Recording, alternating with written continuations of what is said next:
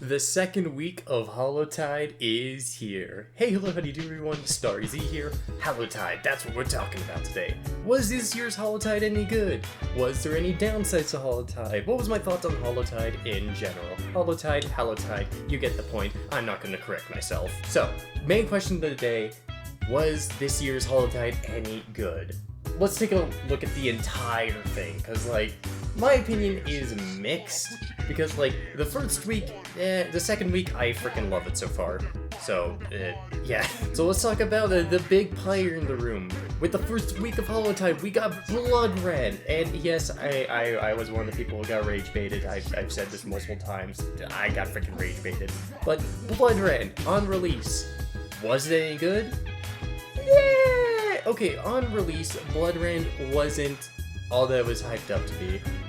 Don't get me wrong, it is a fun attunement. You can have a lot of fun with Blood Red. However, similar to Iron Sing, it came out incredibly broken and busted to use on the first week. Now, obviously, we've gotten some nerfs that is probably going to make Blood Red much easier to fight now, and probably not as much of a hassle, because let's be real, Chime was just filled with people doing Blood Red or dual attunement Blood Red builds because that's just the meta of the week, and we know how Deepwoken loves making its metas. But also it was a bit of a disappointment to the PvE side of things, because getting a new attunement, that's really fun. You can make all kinds of new PvE builds.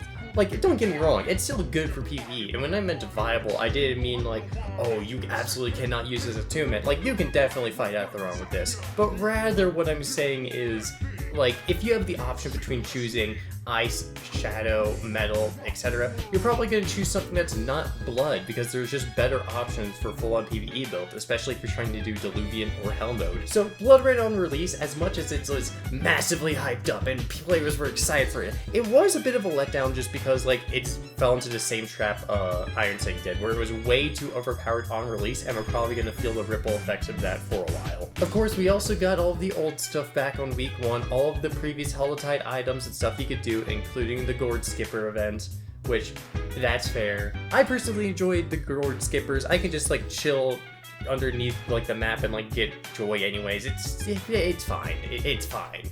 But apart from that, there was nothing really special about week 1, only Blood Red's release. And even then, that was just a fun thing they wanted to release alongside Hallowtide, and not really just a Hallowtide themed thing. It just worked out that way as far as I'm aware. However, forget that, week 2 rolled around and we finally got new content. We got some new weapons, we have a new instrument, which I think is cool. I enjoyed the instrument skin, so that's a cool thing to see. And of course, we also got new music. So it's not a lot. We didn't get an entire mantra or enchantment like last year's Hallowtide, but new content's always fun. And I know I say this about Deepwoken adding new weapons to the game and having the meta just be new criticals.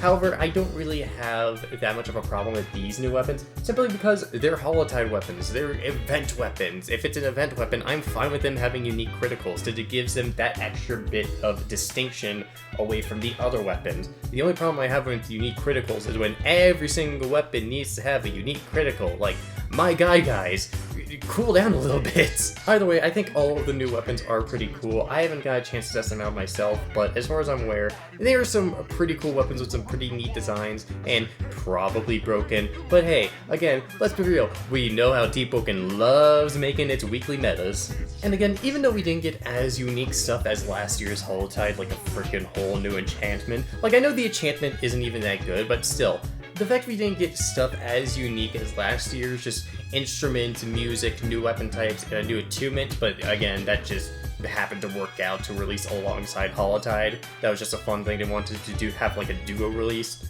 So, I believe this year's Hallowtide was alright. I mean, there wasn't really anything amazing apart from the weapons or any uniqueness like last year's enchantments, like I said before. So, not really the best thing the developers anything could have done. And it's not like there's anything in the patch notes that's gonna freaking change my... I want the lights turned on, hang on. Yeah, there we go.